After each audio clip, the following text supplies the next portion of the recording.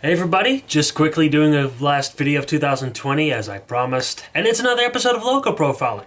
Without further ado, let's just get into it. It was a little locomotive that was in the news this year because it had moved house and owners. Well, it got new owners and it moved house, obviously.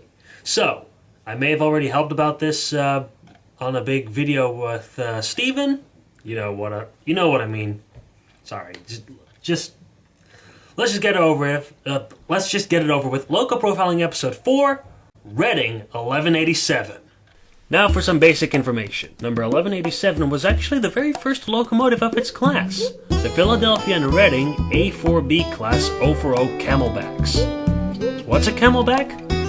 Stay tuned in just a minute.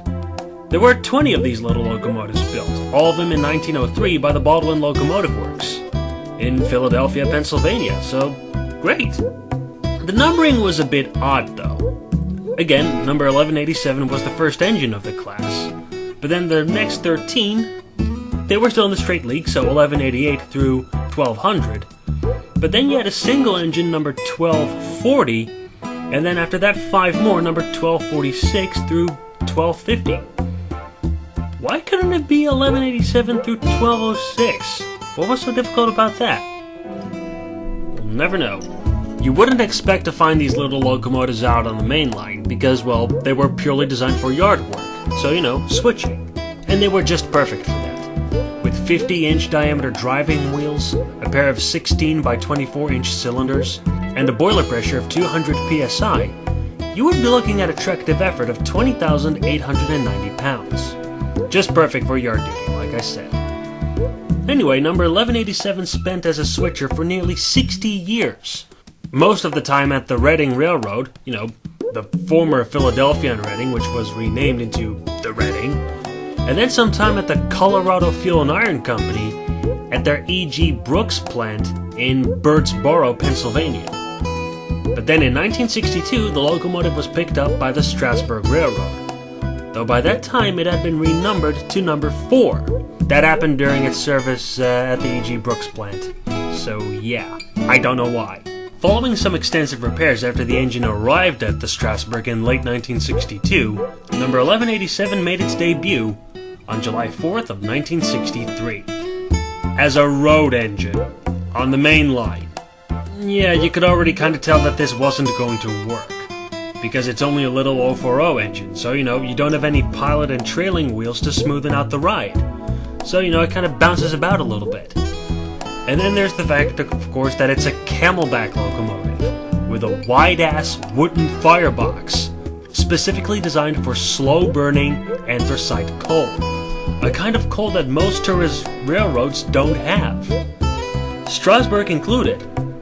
So yes, they accidentally fired a Camelback with bituminous coal, and wouldn't you know it, they found it difficult. Plus, the engine didn't have the steaming capabilities of larger engines, so it couldn't be used for hauling heavier trains. Following 6 weeks of disappointment as a road engine, 1187 was reassigned to yard duties, mainly runaround maneuvers at the station and a bit of switching in the yards, as it should have done from the beginning. The little engine continued to do so for 4 years, before in May of 1967, the locomotive received one last hurrah in the form of pulling a passenger train. The specific train in question was a Baltimore chapter NRHS charter from Lemon Place to the East Strasburg station. A little later that same month, the engine was moved under steam to the engine house, where the flue time expired and her fire was dumped for the final time. Ever since then, number 1187 got its old number back. However, after being retired from the Strasburg Railroad, number 1187 started to look at a bleak and uncertain future. Time has not fared well for the little engine, following many years of outdoor display and neglect, to the point where the engine looks like a scrapyard wreck now, and its old cab was completely rotten away into nothingness, because, it was made of wood.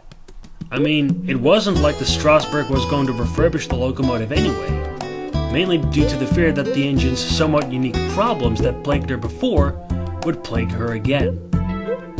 But fortunately, in August of 2020, there was a surprisingly large light at the end of the tunnel of depression when the Age of Steam Roundhouse acquired the locomotive and moved it to their titular roundhouse in Sugar Creek, Ohio, where the locomotive will be receiving a cosmetic refurbishment that Strasbourg did actually have plans for, albeit long-term plans. Just, they didn't know when they were going to refurbish it.